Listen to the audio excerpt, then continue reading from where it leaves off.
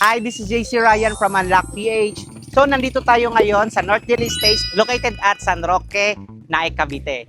Malapit lang ito sa mga hospitals, along highway lang. So, nandito tayo ngayon sa model unit natin or yung actual turnover natin na meron lot area na 36 square meter at floor area na 42 square meter. Tara, pasukin natin yung loob. So, dito sa North Delhi Estates, ganito po yung actual turnover natin.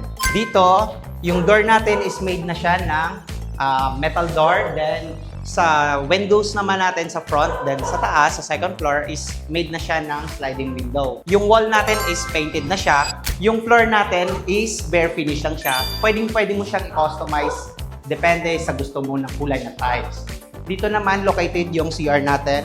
Dito sa CR natin is complete fixtures na kasama na po yung lavatory, meron na tayong toilet inbound, tsaka meron tayong faucet dito para sa shower area natin. Dito naman, located yung kitchen natin. Bare finish lang din siya. So, sa ngayon, nandito lang yung kitchen natin. In the future, pwede natin siyang ilabas dun sa pinaka-service area natin. Tara, punta tayo sa service area. Dito naman sa service area natin, sukat nito is 2 meter by 4 meter. Meron na tayong wall sa gilid for partition dun sa kabilang bahay natin. Tara, akyat tayo sa taas. Pakita ko sa inyo yung actual turnover dito sa second floor. Yung stairs natin dito is gawa siya, combination siya ng metal tsaka concrete. Kaya mas matibay at mas mahaba yung buhay niya. Tatagal pa siya. Dito sa second floor, is provision tayo for 2 bedrooms.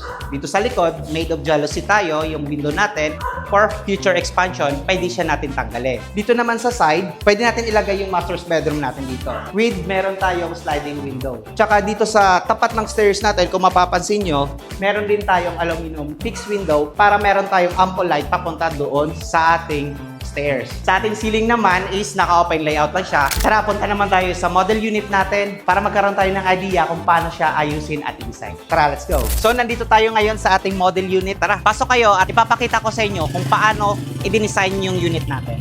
So, welcome tayo dito sa model unit natin sa North Delhi Estates. Nandito located yung ating living area. Naglagay tayo ng maliit na couch dito. Then, dito naman sa ilalim ng stairs natin, nagkaroon tayo ng storage area.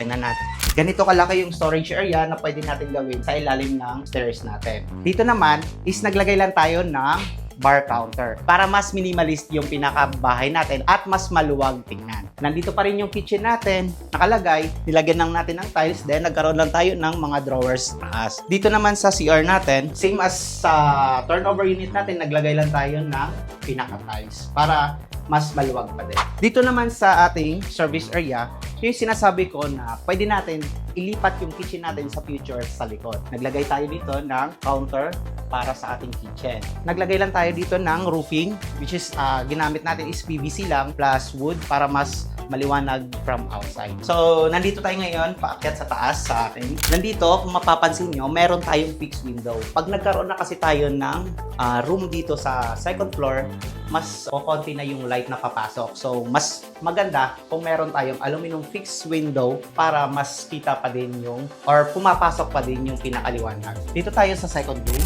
Dito, naglagay tayo ng bunker bed. Tapos, dito sa likod, meron pa tayong cabinet for ating wardrobe. Punta naman tayo dito sa master's bedroom. Ito naman yung pinaka-master's bedroom natin. Meron tayong single bed dito, then meron tayong cabinet dito sa kabilang side. So, dito na magtatapos ang house tour natin for today. Kung nagustuhan mo ang video na to, please like, share, and subscribe. So, once again, this is JC Ryan. Thank you for watching.